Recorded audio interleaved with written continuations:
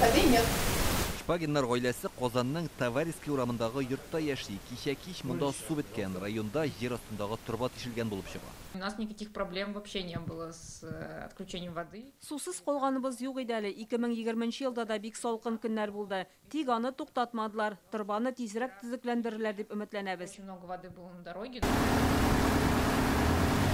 Ремонт вакытында берничә урам сусыз кала, ишек алларына цистерналар китергәннәр. Аварийның сәбәпләрен һәм ремонтның күпмегә сузылачагын сорап без водоканал оешмасына мөрәҗәгать иттек. Трубалар 1954 елда салынган булган, алар салкынга чыдамыйча тишелә.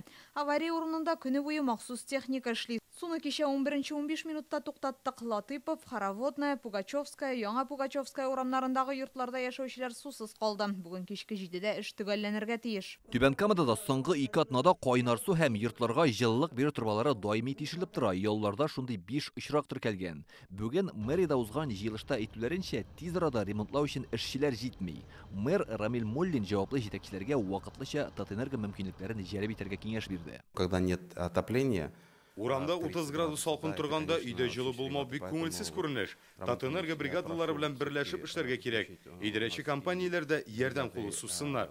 Татэнерго Бүген көндез Бөгелмәдә яшәүче 200-гә якын кешенең өйләренә җылылык килүдән туктаган. Ворошилов урамындагы труба тишелгән. Авария булган урында нибары 2 техника һәм 5 кеше эшли. У всех проблемы, у кого-то там в котле, получается, лопнуло в самом тене, у кого-то трубы переморозило. Казанның ветеран бакчычлык ширкәтендә яшәүчеләр кичә утсыз калган. Мондагы 300-гә якын шәхси йорт электр энергиясе ярдәмендә җылытыла. Салкын булганлыктан ут чыбыгы өзелгән була. Ну как дом бросишь? Мы же все же надеялись, что электричество дадут.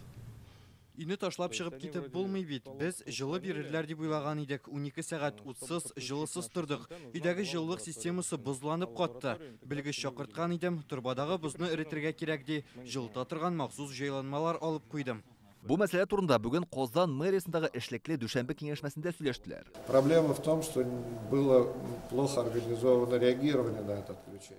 Чыбыклар кеше шилтер компаниясе карамагында. Без алар белән килеп чыккан хәлне ачыклаячакбыз. Алар белән элемтәгә кирдек. Бүген иртән генә эшкә тотынабыз диделәр. Шуңарчы кешеләр утсыз, җылысыз утырган. Мин бу мәсьәлә буенча шәһәр прокурорына мөрәҗәгать иттем. Свое мнение высказать по этому поводу. Бүген Татарстанның Төзелеш министрлыгында әйтүләренчә, ялларда республикада 29 урында турбалар ярылган, 2 урында электр линиясе өзелгән. Бу көннәрдә Татарстанда булган зәмхәрир суыклар авыл хуҗалыгы өчен һич кенә дә куркыныч түгел ди белгечләр. Чөнки күргәнебезчә инде менә урны белән тездән диярлек кар, инде төгәлрәк әйтсәк, 17 сантиметр. Бу вакытта норма белән ул әле 12 сантиметр гына булырга тиеш. Ул менә шулай җир катламын юрган сыман каплаган.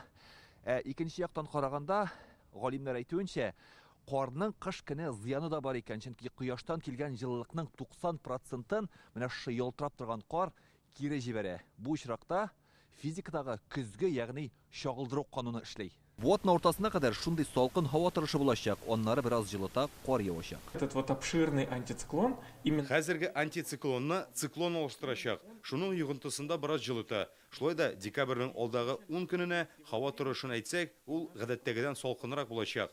Норма буенча хәзер уртача 8 градус салкын булырга тиеш. Гадәттән тыш хәлләр министрлыгы кисәтә. Иртәгә көндез Татарстанда урыны белән 25-30 градус салкын булуы көтелә һәм җил көчәя. Бу исә тизрәк туңдырачак һәм ишетәчәк дигән сүз. Илдар Сафиуллин, Алмаз Зетдинов, Яңа Гасыр каналы.